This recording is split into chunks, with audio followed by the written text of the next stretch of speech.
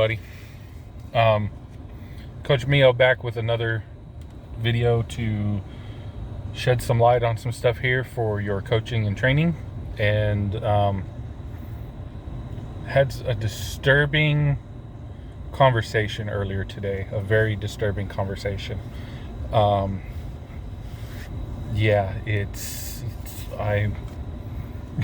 flabbergasted, to say the least. Okay, let's just get into it and we'll figure it out from there. This person I love dearly. This is a very close friend of mine. I love this person dearly. But this person doesn't communicate. They just shut down. Part of it is medication, part of it is dealing with depression, but the situation this person is in is not the best of situations with their spouse. I'm trying very hard not to say this person's name, anything like that.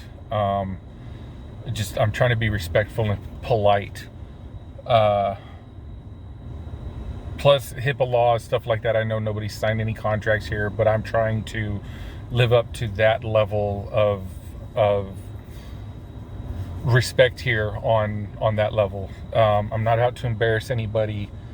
I'm out to teach and help and help people move forward from toxic situations like this. This person just shuts down. It's pretty typical from a lot of people that I know, a lot of clients I've dealt with in the past. It's very, very typical. It's the norm, and it shouldn't be. You get out, you get wrapped up in situations, you feel cut off, you're depressed, diet's not right. Many factors factor into this, and then suddenly you just shut down, you don't communicate. The problem is a lot of people lash out. They just shut down, bottle it up, and just keep bottling it up, letting it pack, let it build up, and then they explode. And whoever the person is who just happens to catch the brunt of it, God forbid that you're that person. It's really sad and it's tragic to me. There are things that I try and teach and tell my clients and my friends and those who ask. It's part of the building blocks. You want to have a foundation, a very, very stable foundation. In the business world, you're taught to get 4 to 5 people around you that are skilled in whatever field you're bringing them in. If you need an accountant for accounting, you get a professional accountant. You don't just go get your brother or your sister or your mom or dad who has very little experience or training doing that. You go hire an actual accountant. You need a lawyer, you go hire a lawyer. You have to build your foundation first. Just like any house, you have to build your foundation. Once you have your foundation, then you can build everything off of that. And it's the same thing with a relationship on every level. You have to have your foundation, your core that you build off of. Especially when going into a marriage, you have to have a foundation. You have to have people that can support you. My wife and I dealt with for about 4 or 5 years, which builds off of the last video we did with conversations dealing with the church and why relationships fail. We had a lot of people that came around us that were just drama, and we had to realize and recognize and finally cut them out on many phases because it was just too much. Ladies would come through, and my wife thought they were her friends, and there was a lot of stuff we did to where, like, unlike a lot of men who brag about stuff and always complain, I want to go fishing, everything like that, I actually enjoy spending time with my wife. I find things to do with my wife. In fact, we just had lunch together, and I took her back to work. I picked her up from work. We went and had lunch, and she's back at work now. But these women would come through and would tell her, why do you let him talk to you that way? Why is he bringing you to work? There's days where I would ask her if she wanted me to drive her to work because she takes allergy shots. And where we live at, allergies are horrendous. She'll get a shot and it could knock her out for 2 days to just make her feel like crap on every level because she's had a massive flare-up. And so we would, when that happens, I'll drive her to get her shot unless something changes, because I'm afraid she's going to pass out on the road while she's driving. And it's a major freeway. Just little things like that. And they didn't care. It was all about them and their perception. And their perception was I was controlling, abusive, sexist, blah, blah, blah. And it couldn't be further from the truth. I'd ask my wife to this day, and I do it with my kids too, let me know where you're at. I don't care if you're going to go hang out with your buddies or your boyfriend, your girlfriend, whatever. Just let me know where you're at in case there's an emergency that happens. My son went off to a birthday party with his buddies.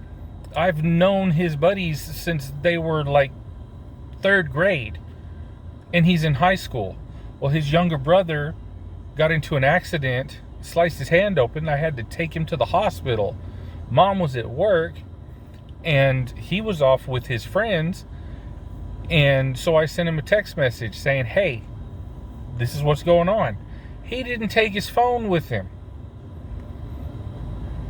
Caused a lot of problems because he came home, had left his phone at home, had left his keys, didn't let me know where he was going other than, hey, I'm going to a birthday party. He couldn't get in the house, and he didn't have a phone to contact me, and he didn't know what was going on.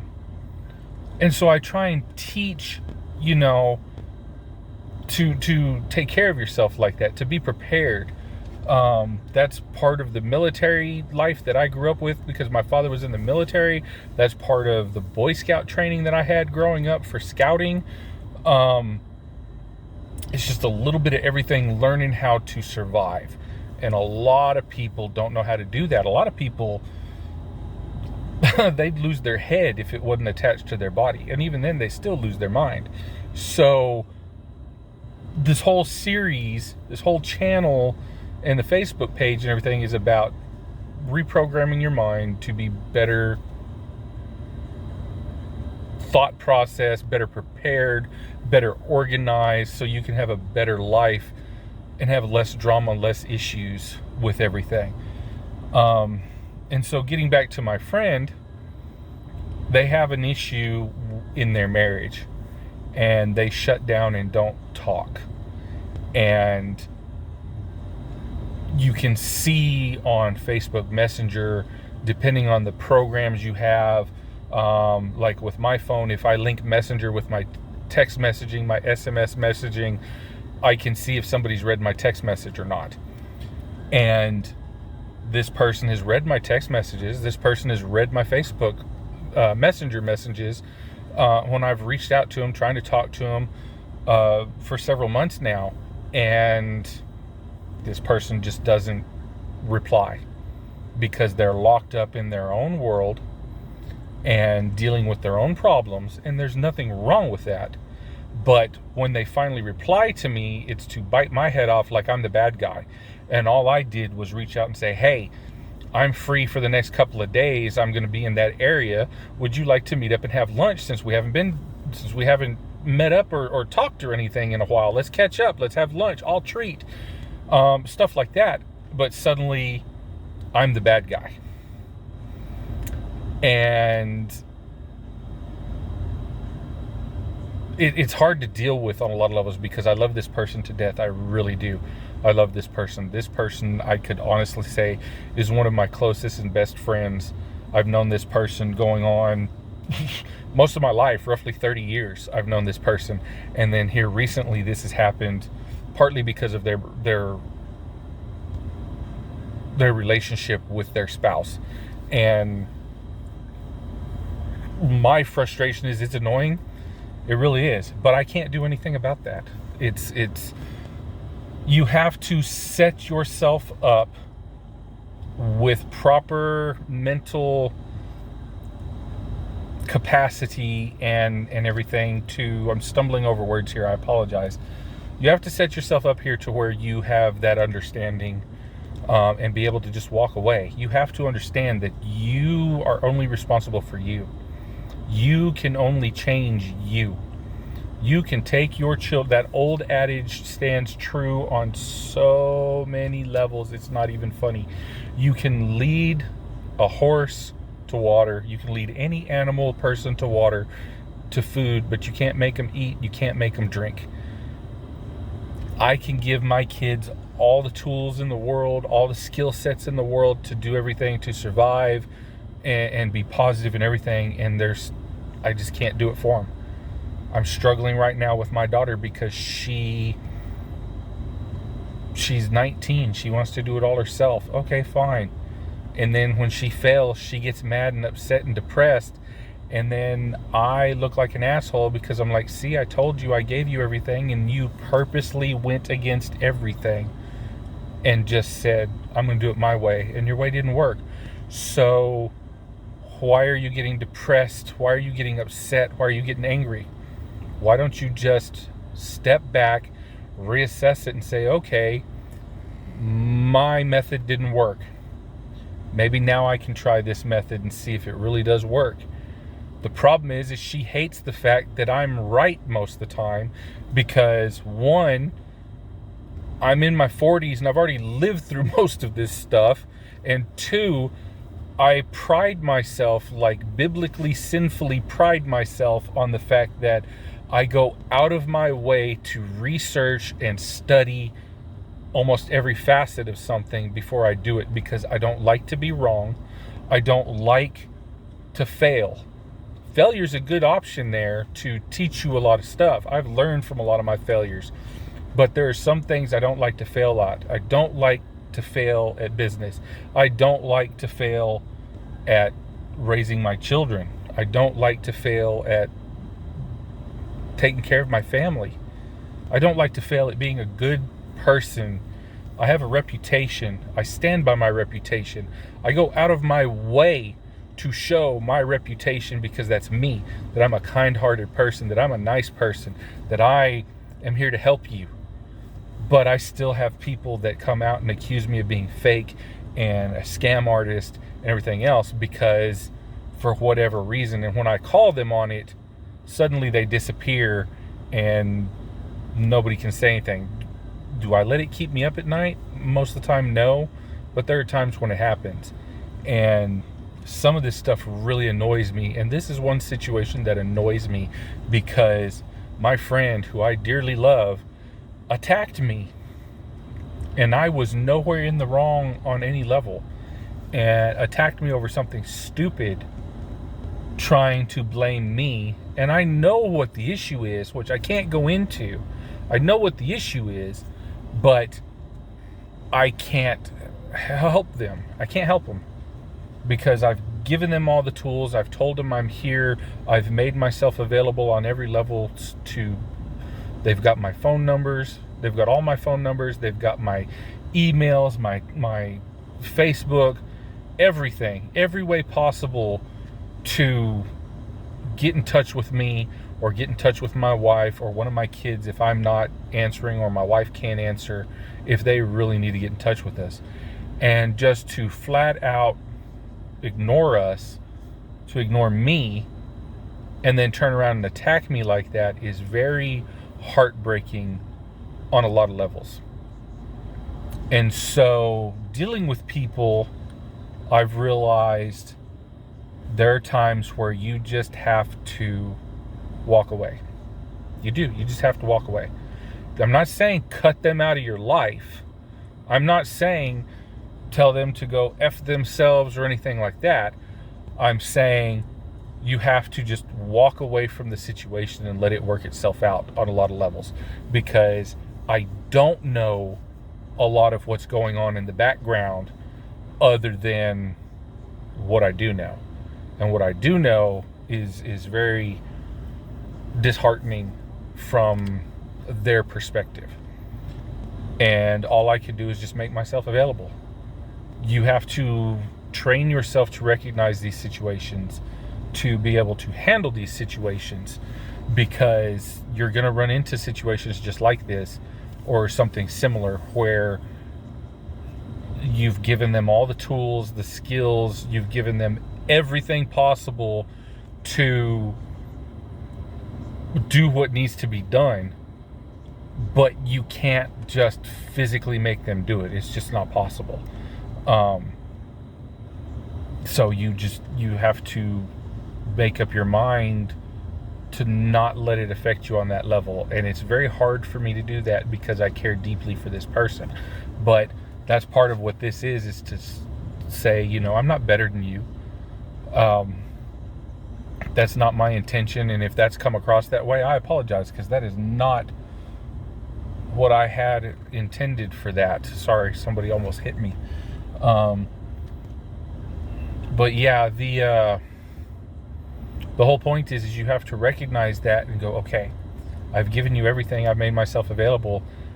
I can't do anything else. When you decide to drink or eat, let me know.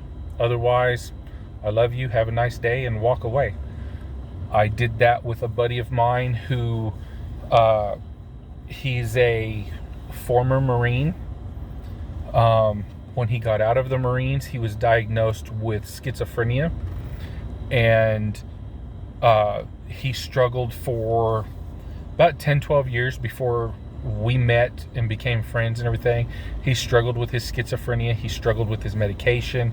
He had a really, really severe gambling addiction. And we met, we talked, and we became friends. And then I stepped in and I said, I don't want any money. I genuinely care, and I want to help you. And and he let me, and I stepped in and became that like big brother, to where I would talk to him at least once a day. I'd talk to him on a lot of stuff. And the biggest key in all of it was even his own family members, when he would fall prey to his gambling addiction, and he would lose his rent money, they would just attack him with like, what the hell's wrong with you? Stuff. There was never anything positive there. And he was struggling, and he needed that positive reinforcement. And so what I did was I stepped in and I told him, I said, okay, so talk to me, tell me what's going on. And he would tell me, and then I would help him find other ways to deal with it. But it was never attacking him. It was never accusing him. It was, okay, you did that. Okay. Well, it's gone. We got to deal with it. So what do you think we can do? Use your brain here. Let's brainstorm. Let's figure some stuff out. What do you got to do? This man ended up working 3 different jobs to counter his gambling addiction. And now he is a published author. He has almost completely conquered his gambling addiction. He still struggles with his schizophrenia. But it's nowhere near as bad, because we were able to get him organized and get him on a daily planner to plan out his day, to keep him straight, anything possible to combat his schizophrenia. Because when he would come off the meds for whatever reason, or he had a flare up of it, that's when his gambling addiction took off. And that's when he just, like when you're on a diet, you fall off your diet. He fell off of his plan because his schizophrenia flared up. We found ways to do it, and did it positively. There was never any animosity. There was never, there were times I was frustrated with him. There was. But I had to step back with, and this is a grown man, he's 6 years older than me. But there were times when this happened where I had to step back and think, okay, his schizophrenia and his situation is making him basically a 2-year-old.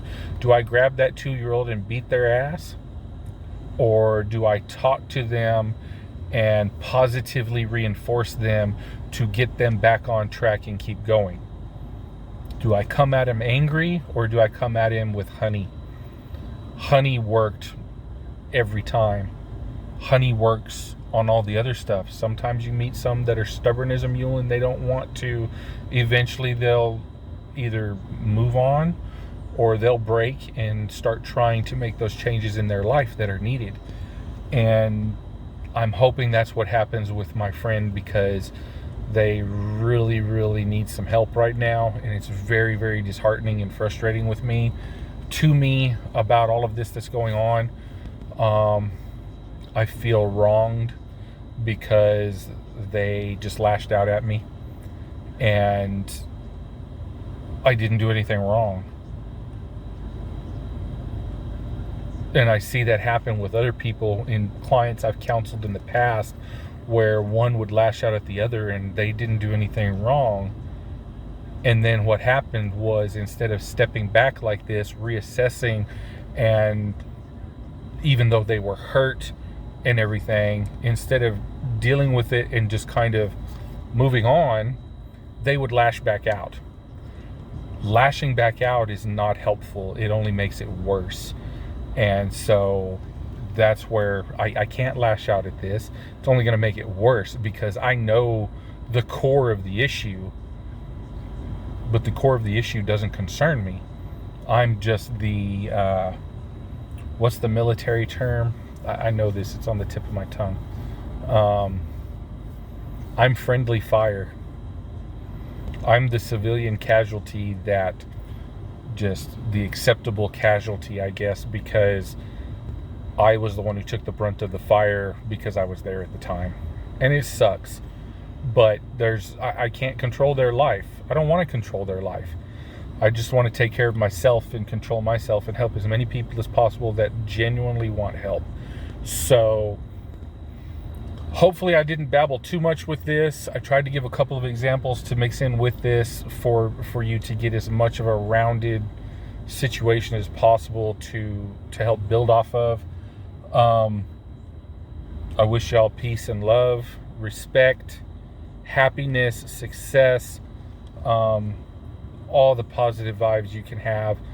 Please like, subscribe, follow me on Facebook.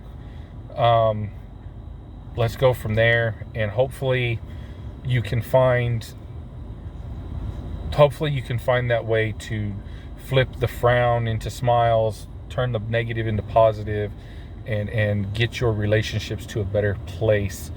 No matter what the relationship is, hopefully you can get yourself to a better place, to where you can look yourself in the mirror and say, hey, I like that person I'm looking at in the mirror.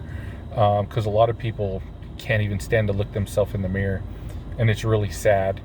So let's go with that. Let's end that here, and hopefully you can get yourself in a better place. Comment if you've got anything else to add to this, and let's go from there. Let's keep building this community and go from there. Peace, love. Y'all have a wonderful day. I'm going to try and finish out my day and have a good day. And yeah, please like, subscribe. We'll go from there.